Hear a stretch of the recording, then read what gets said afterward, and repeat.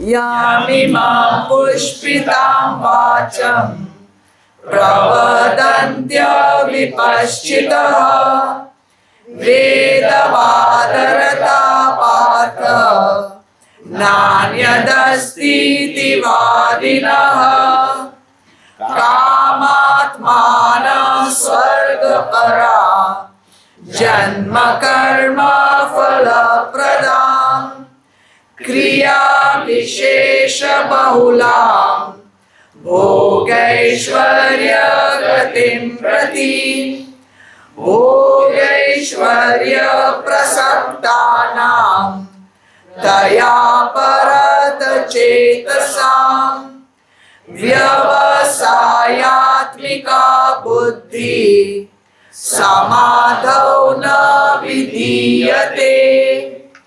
Read, Sonali, first part.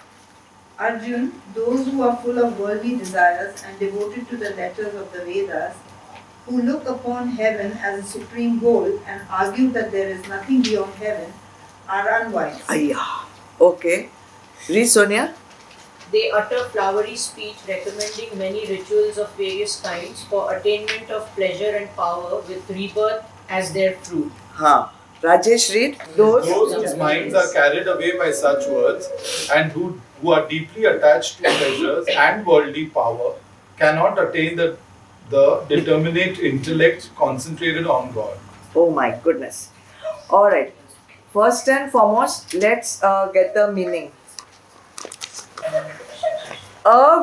Avipaschita. Avipaschita. Last word, first line, first verse. Those with limited understanding. Those with limited understanding. In one word, unwise people.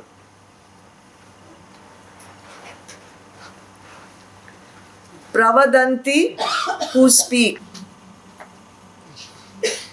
Yam imam, all these. All these. Pushpitam, flowery. Vacham, words. So all these people, unwise people, who speak all these flowery words, vadinaha, they say,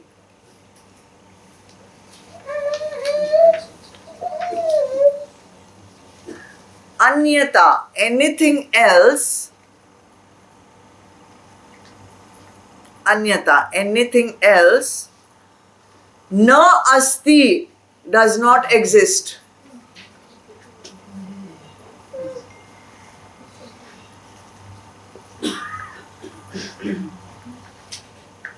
Vedavadarata, beyond the flowery words of the Vedas. So all those unwise people who speak all these flowery words, what are they saying? That beyond the flowery words of the Vedas, nothing exists. Okay? Then, who are these people? They are Kamat Manaha. Kamat Manaha, those who are full of worldly desires. Kamat Manaha, those who are full of worldly desires. Swargapara, those who think heaven is the supreme goal. Janma Karma Phala Pradam, those who are aspiring for a higher birth. Kriya Vishesha Bahulam, those who perform various pompous ritualistic ceremonies.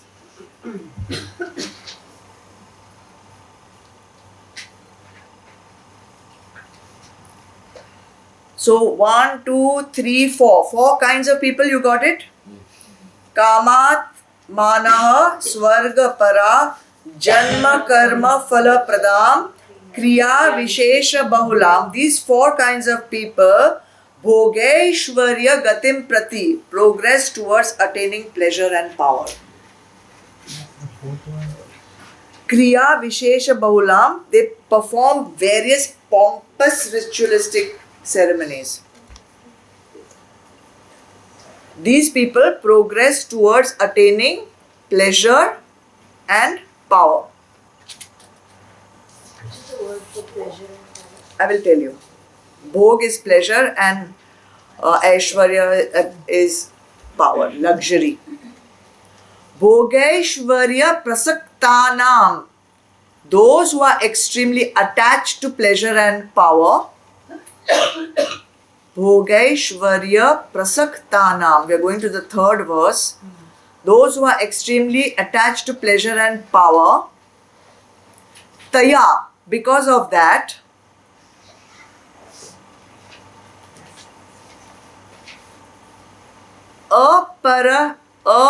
Aparita chetasam. Their intellect is bewildered. They are confused.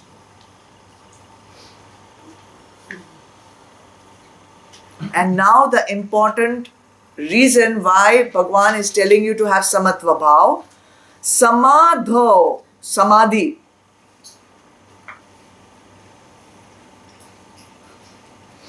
Vyavasayatmika buddhi and a resolute intellect.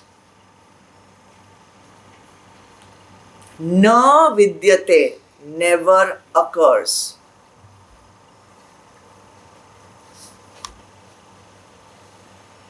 So if I have to paraphrase these three verses, the meaning is those who have a limited understanding, those who are not wise, and they speak flowery words, don't see anything more in the Vedas than fulfillment of their desires.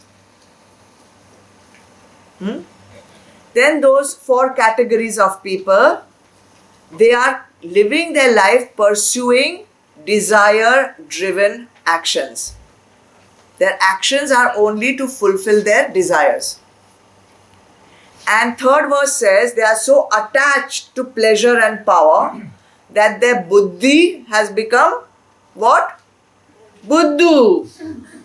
Their buddhi has become baffled, their buddhi has become bewildered, and they can never achieve a single pointed resolute intellect.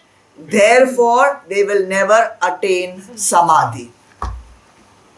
Okay, so that is the logic that Bhagwan Krishna is talking about. Now if you have not trained your buddhi to focus on the inner world, where will it focus? Outside. There are only two, na? Inner and outer. If you have not trained your buddhi to focus on the inner world, naturally it will go and focus on the outside world.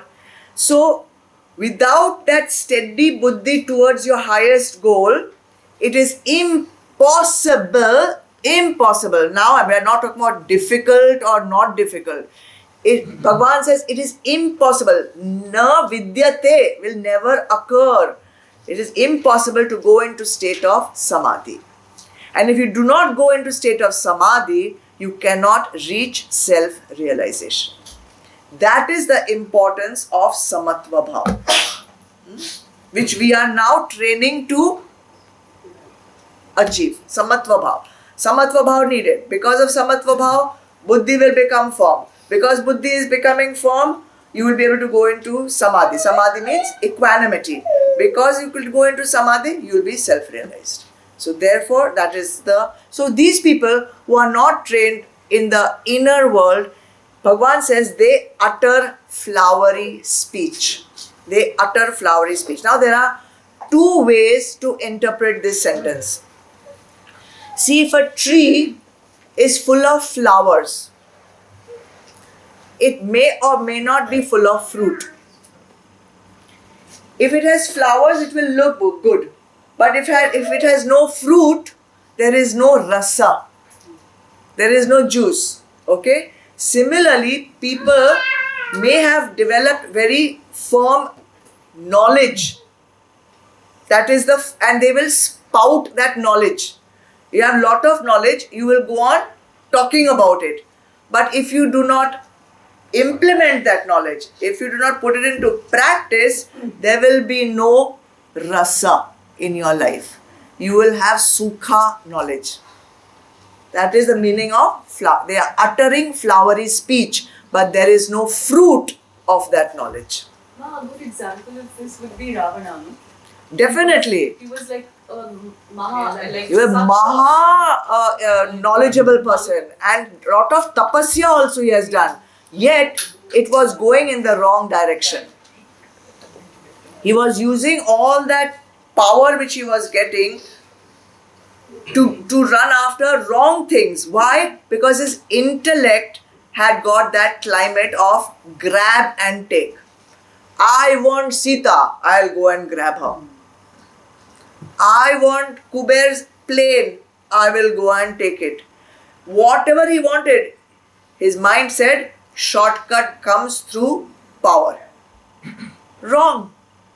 You understand? You can do lot of sadhana, but that sadhana will give you power to take things which is not in your highest interest. Therefore, both are needed.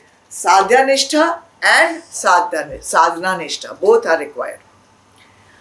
The second way you can interpret flowery speech is that flowery things. In the sansar, everything beautiful is there. So all the vishayas are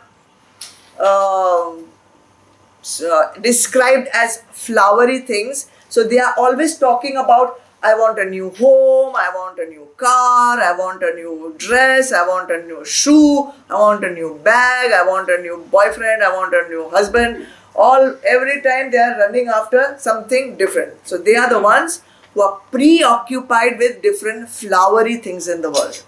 So those people who are not established in Samatva Bhav, their minds are Bahushakha, they will be uttering flowery speech. You understood the two meanings of flowery speech. Now the Vedas, because he's talking about the Vedas here. So everybody knows which is the scripture of authority in Sanatan Dharma. Vedas, not Bhagavad Gita, okay? Vedas. How many Vedas are there? 4. What are they?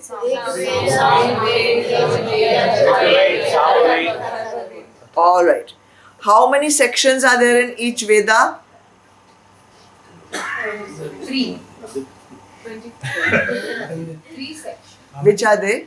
One is dealing with all the rituals, then one is dealing with knowledge, and the third thing is continuity. Alright, there are 4 sections.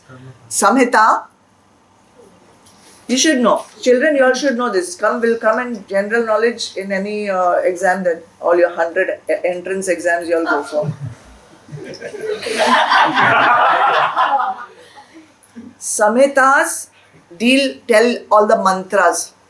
Every mantra that is there is contained in the Samhita section of the Vedas.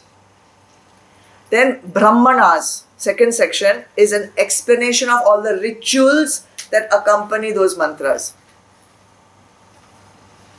The third section is called Aranyaka. Aranya, you know what is Aranya? Forest. So when you have given up and gone into forest, those people are discussing and interpreting the use of those ceremonies. Discussing Aranyaka. And the fourth is Upanishad, which is the philosophy of Vedanta. And it's Vedanta because it's the end of the Ved. Second one is Brahmana. The explanation of the pujas, the rituals, all the explanation is given there. Definition of Upanishad is philosophy. The philosophy behind Sanatan Dharma.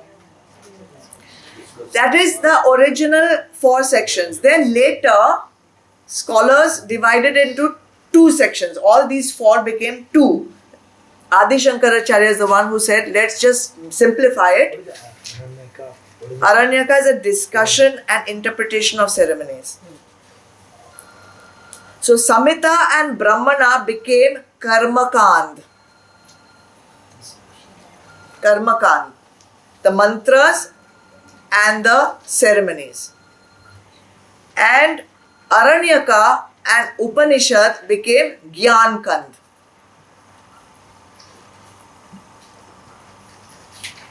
So Karmakand is mantras, puja, ceremonies, all that. Karmakand. Now why did Bhagwan, or why are these Karmakand needed? Purifiers. for single pointed focus. The Karma Kand perfects you in single pointed focus. And when you have that single pointed focus, it will be very easy for you to understand Gyan Kand. But single pointed focus has to be done with Nishkam Bhav. Whatever ceremony you do, whatever ritual you do, it has to be with Nishkam Bhav. That means not I'm doing this ceremony to get rich. You have to do it so that my intellect is clear, so I'm able to understand Upanishads. That should be the goal of your ceremonies. That should be the goal of your pujas. Personal will come in karma. Yeah. The first example of flowery speech was what? The second was Knowledge. first was second. was- Flowery speech, you have just got lot of knowledge, but you're not implementing, you're not putting it into practice. So it's just flowery speech, there's no fruit. Your life has got lot of flowery things, knowledge, but there is no rus in your life. Or flower without fragrance. That kind. Whatever, whichever way. Now, why are there so many pujas? Why are there so many mantras? Why are there so much of this karma kand in the Vedas? Because finally we want to unite with the Supreme. Finally we want Brahma Gyan. Brahma Gyan is what you get in the second two, right? Gyan Kand. So why did the Vedas give us so many mantras and so many pujas and so many ceremonies? Then when you're done with the results and the fruits of all of the other, whatever the mantras can give you, realize that they're all worth nothing. Right. So basically we always say, if only I had this, I would be at peace. Yes or no? Yes. We go to temple, Bhagwan, just give me this one thing, then I will be at peace. Right or wrong? Everybody must have said at some time to Bhagwan, give me at least just this one thing. Bhagwan gives that one thing, Give me another. then the next one comes, then the next one comes. Idea is, if you have any major desire which is preventing you from attaining your spiritual goal, the Vedas say, okay, you want to go to spiritual goal? Yes. This is coming in your way? Yes. Alright. Here's the mantra, here's the puja. Do it with Nishkam Bhav and then get along with your spiritual goal. So that was the reason for giving these things. But unfortunately, human mind is such that when one gets fulfilled, the next desire is ready to rear its ugly head. So these are just practices to energize our Own capacities. good tendency and Yeah, these absolutely. And sometimes there is a combination of our own capacities not being utilized, plus maybe there is some previous karma involved which is coming in the way. These Vedic mantras, I'm talking about only Vedic mantras and Vedic rituals, are so powerful with just because of their sound energy that they are able to cut through the karmas also. They are able to do that. But it should be with Nishkam Bhav. Understand Nishkam Bhav. I want this thing to be cleared from my life, not because I want to be richer, not because I want to be more powerful, not because I want this, that and the other, because I want moksha. Because I want to attain my highest, purest self. But we have not understood this clearly. Therefore, we go into these rituals and mantras just to get power over others, or just to get richer, or just to get whatever, easier, comfort. So that is the wrong use of the Vedic mantras and wrong use of the Vedic pujas. Secondly, Vedas give you two kinds of knowledge, as you have seen. One is Karma Kand, one is Gyan Kand. Karma Kand is giving you not only mantras and not only rituals. Vedas contains all the knowledge possible of geography, history, maths, medicine astrology, matlab whatever knowledge is available in the world is there in the Vedas. So that knowledge helps you to do your Swadharma. So that is why that knowledge is also part of the Vedas. Getting it? So there are many criticisms against Karma Kand. There are many criticisms against Vedas as a scripture of power, but they were all there for a purpose. Wrongly used by man, that is not the problem of the Vedas.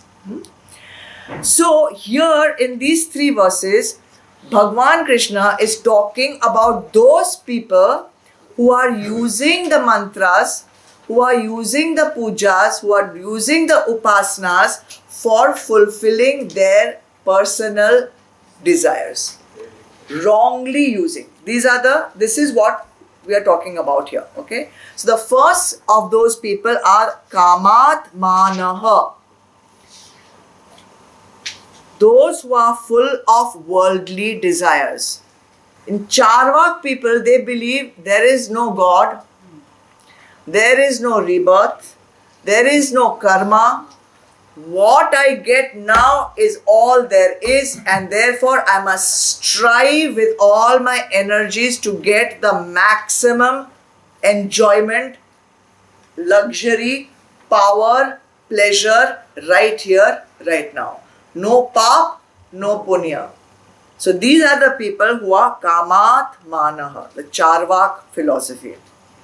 They will exert, they will strive, they only want to find pleasure in the world and enjoy them. That's it. That's their whole life is only about that. Then there's Swarga Para. Some people do good things because they want to go to Swarg. They think Swarg or heaven is the ultimate goal that they have to strive for. Now there is a heaven when you are alive also, and there is a heaven after you die also. So for these people, heaven while you are alive is what? Best bangla, best gadi, best whatever, highest standard of living possible, they will strive for that. When they reach the topmost standard of living in their own country, then they will go to the Caribbean islands for a higher standard of living, right? And when that is also finished at the end of their life, they will aspire for heaven above, wherever that is. So what is this Swarga? Swarga means a realm of experience where you only have Sukh and no Dukh. And even after death, we will experience Swarg if we have all punya. Okay? All punya. So how will we experience all Sukh when there is no body? Can you explain to me? I don't have a body, I'm dead. How will I experience Sukh?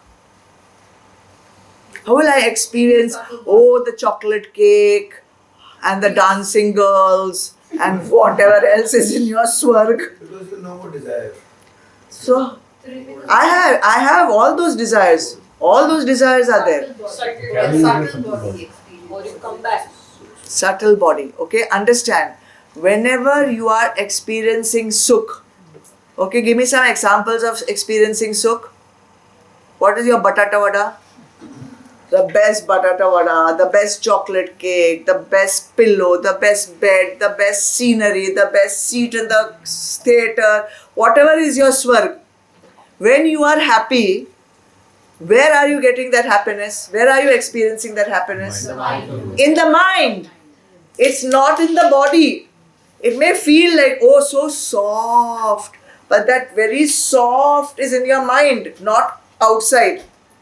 Understand? And when you're dead, that mind is still there with your Atma. So it can experience all these sukhs then also. Okay?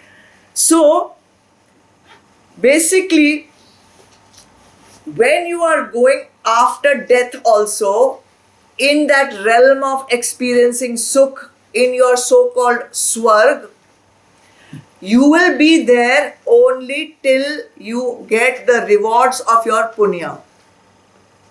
After those rewards of your punya are over, I'm very sorry, but you have to come back to Prithvi. You have to come back to earth and you have to still start again, because it is not the last destination. Swarg is halfway. You want to go from here to Kashmir, do not get down halfway. That halfway point is Swarg. That is not your final destination. You will have to come back to earth and start your journey again.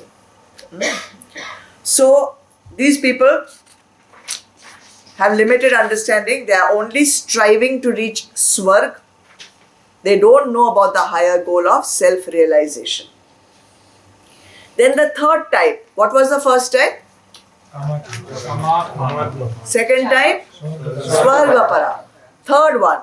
Kriya Vishesha Bahulam. Kriya, you know. Puja, Kriya. Vishesh.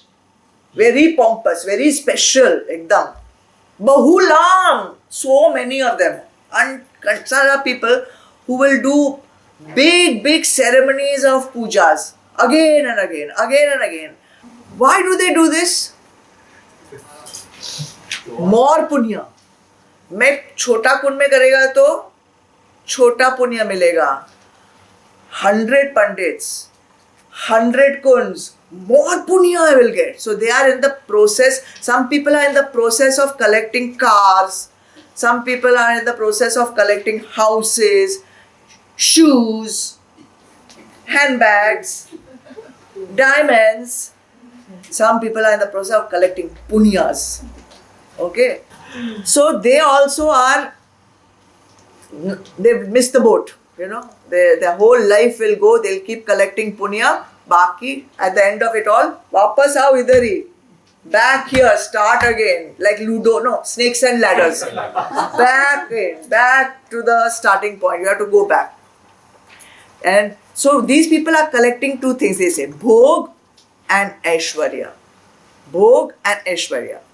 Bhog, pleasure. Aishwarya, luxuries. Their whole life is revolved around these two things. They will work for that, they will talk about that, they will breed that, and they will die also thinking of that only. These people are Bhogeshwarya Prasaktanam. They are extremely attached to pleasure and extremely attached to power. They don't realize that all the security is that they are searching for outside is available inside. Therefore, they are searching for it outside. They don't know that all the knowledge is available inside. So they are searching for it outside. They don't know that all the happiness is available inside. So they are searching for it outside. So outside they are searching for security. Outside they are searching for knowledge. Outside they are searching for happiness. But outside it is not there only. It is not available outside. So how will they find it? They don't find it. Therefore they get more frustrated. Therefore they get more angry. And therefore they create more karma. And what they are searching, they are going in the opposite direction.